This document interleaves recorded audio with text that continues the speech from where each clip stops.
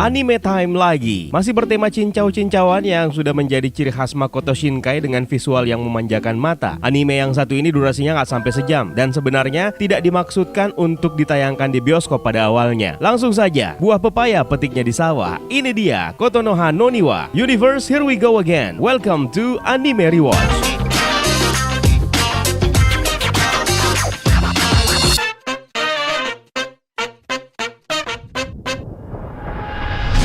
Dirilis pada tahun 2013, anime ini menjadi inspirasi dibuatnya versi manga dan buku novelnya di tahun yang sama dengan karakter utama di dalamnya Takao Akizuki dan Yukari Yukino. Simple dan tidak bertele-tele. Sebelum kita gas, kita kasih spoiler warning terlebih dahulu buat kalian yang belum pernah menonton anime yang satu ini. Anime ini dibuka pada awal musim hujan di Tokyo. Seorang anak SMA kelas 1 yang bernama Takao Akizuki memilih bolos di jam pelajaran pertama karena hujan ketika turun dari kereta dan berteduh di gazebo di Taman Shinjuku Gyoen sambil menggambar sketsa sepatu wanita. Akizuki bercita-cita ingin menjadi seorang desainer sepatu terkenal dengan bekerja serabutan agar bisa mewujudkannya. Dia bertemu dengan Yukari Yukino, seorang wanita berusia 27 tahun yang juga memilih tidak masuk kerja sambil menikmati bir dan coklat di taman tersebut. Sketsa sepatu yang digambarkan oleh Akizuki ternyata sepatunya Yukari Yukino.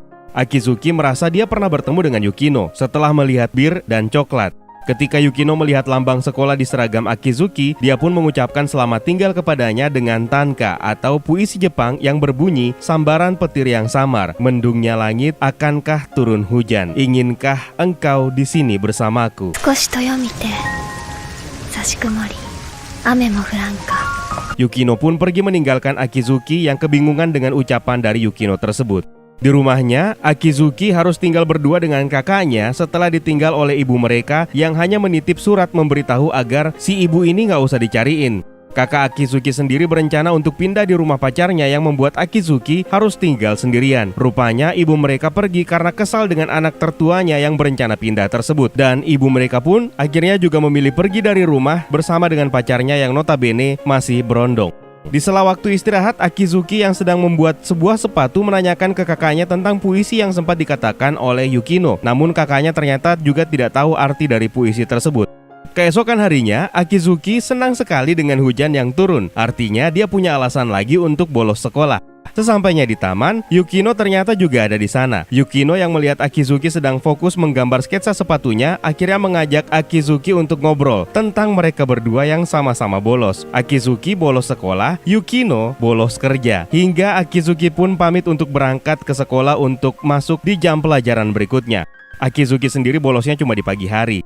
Yukino berharap bisa bertemu lagi dengannya di pagi hari berikutnya dalam suasana yang sama ketika hujan turun. Setelah itu, Akizuki dan Yukino pun bertemu setiap pagi di taman dan beneran di saat hujan. Hubungan mereka berdua pun juga semakin akrab hingga Akizuki memberitahu cita-citanya kepada Yukino, yaitu ingin menjadi seorang desainer sepatu. Yukino sendiri menjadi orang pertama yang tahu cita-cita Akizuki tersebut. Di sekolah, Akizuki akhirnya dipanggil oleh gurunya karena keseringan bolos di mata pelajaran pertama. Di rumahnya, sebelum tidur, Akizuki selalu berdoa agar keesokan paginya hujan turun, agar dia bisa kembali bolos dan bertemu lagi dengan Yukino, yang ternyata sudah mulai dia sukai. Meskipun Yukino ini adalah wanita dewasa dengan usia mereka terpaut 12 tahun, tapi malah bagus untuk Akizuki karena orang-orang dewasa di sekeliling Yukino pasti hanya akan menganggap dirinya sebagai anak kecil yang berusia 15 tahun. Keesokan harinya beneran hujan turun kembali. Mereka berdua pun kembali bertemu di taman. Melihat Yukino yang terlihat seperti orang yang sedang menyembunyikan sesuatu, Akizuki malah mengira Yukino sudah dipecat dari kantornya akibat keseringan bolos. Yukino juga sekarang sudah tidak lagi minum bir di pagi hari. Mereka berdua pun sarapan dengan bekal masing-masing.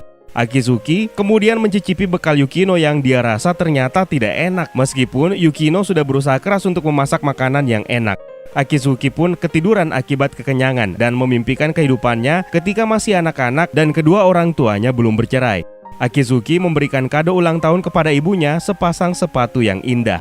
Ketika tiba di rumahnya, Yukino mendapatkan telepon dari mantan pacarnya yang bernama Takehara yang menanyakan kabar Yukino dan juga tentang surat pengunduran dirinya dari tempatnya bekerja. Yukino sebenarnya kecewa kepada Takehara karena terlalu mendengarkan omongan orang lain dan tidak mempercayainya. Yukino sendiri juga sebenarnya berbohong kepada Takehara bahwa Akizuki yang dia temani setiap hari di taman adalah seorang nenek-nenek yang baik hati. Entah apa maksudnya Yukino merahasiakan tentang Akizuki kepada Takehara. Ketika terbangun di pagi hari di mana kota kembali sedang diguyur hujan, Yukino dengan begitu semangat mencoba memasak bekal untuk diberikan kepada Akizuki di taman. Di taman, Yukino juga memberikan sebuah hadiah kepada Akizuki, yaitu sebuah majalah mahal handmade shoes, dan tentu saja membuat Akizuki senang bukan main. Akizuki lalu menyampaikan niatnya bahwa dia berencana membuat sepatu wanita, namun belum tahu untuk siapa sepatu itu nantinya. Yukino pun sepakat kalau sepatu pertama buatan Akizuki itu akan menjadi miliknya, maka diukurlah kaki Yukino. Setelah 1 bulan bertemu di pagi hari, Akizuki rupanya belum mengetahui nama dari Yukino. Dia juga belum tahu umurnya, pekerjaannya, dan masalah yang dihadapi oleh Yukino, sehingga setiap pagi bolos dari pekerjaannya. Akizuki pun menyadari kalau dirinya telah jatuh cinta kepada Yukino. Di sebuah kafe, Yukino heran sama dirinya sendiri. Setelah mengetahui musim hujan akan segera berakhir, dia senang karena Akizuki bisa masuk sekolah tepat waktu. Tapi di sisi lainnya, dia malah berharap musim hujan tidak cepat berlalu.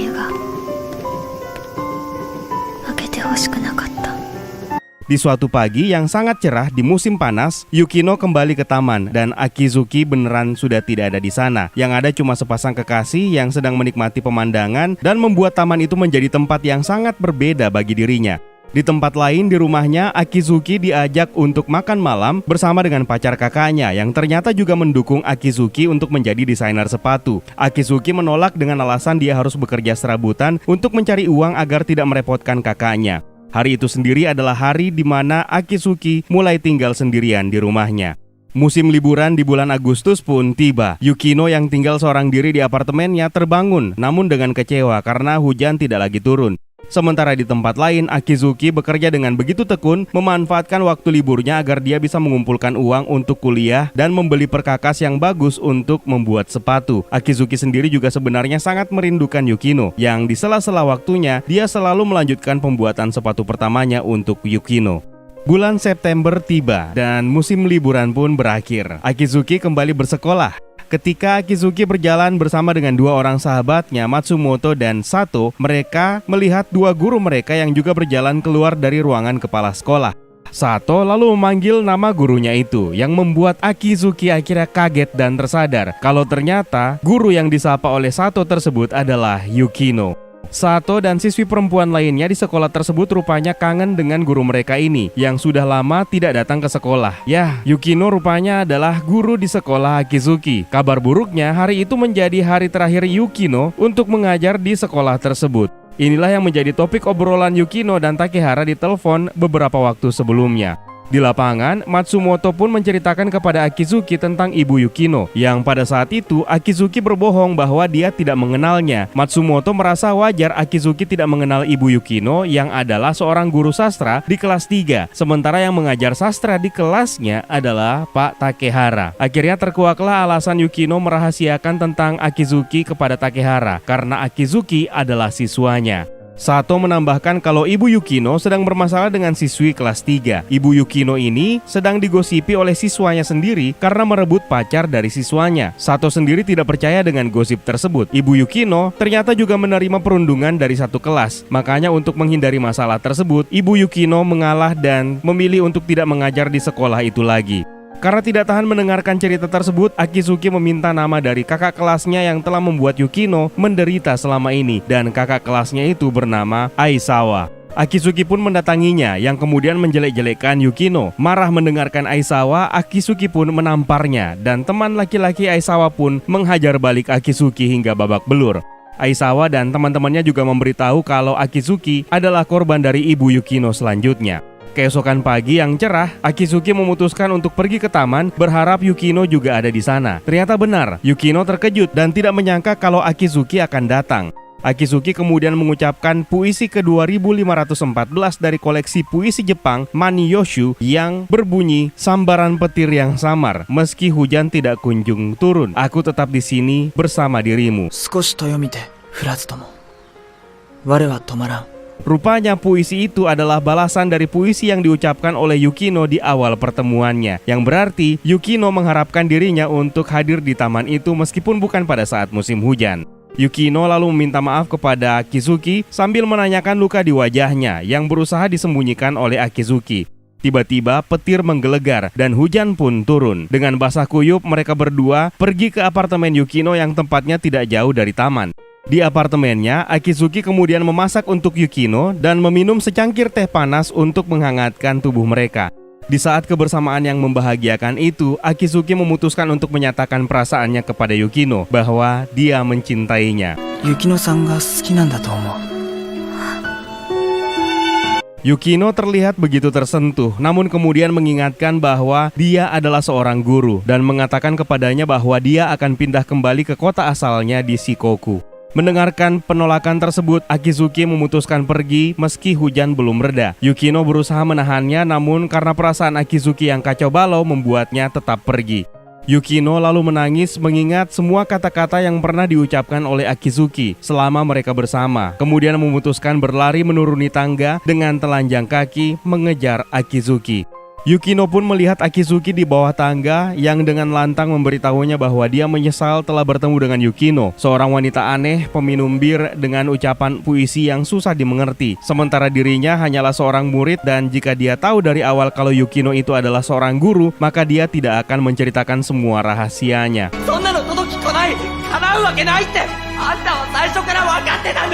Karena tidak tahan mendengarnya, Yukino pun menangis memeluk Akizuki dengan erat sambil mencurahkan isi hatinya yang menganggap bahwa Akizuki sebenarnya telah menyelamatkan dirinya setiap pagi yang harus larut dalam kesedihan karena takut untuk pergi ke sekolah.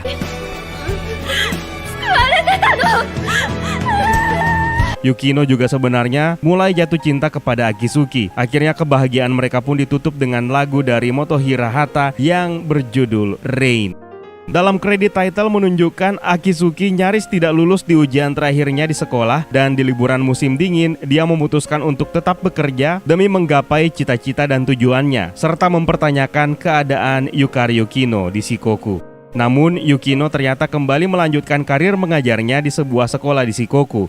Dan dalam post-credit scene, Takao Akizuki kembali mengunjungi taman pada musim dingin, membaca surat dari Yukari Yukino dan menempatkan hasil karya sepatunya untuk Yukino di atas bangku dan berjanji akan menyusul Yukino ke Shikoku setelah dia memiliki uang dan sukses dalam karirnya.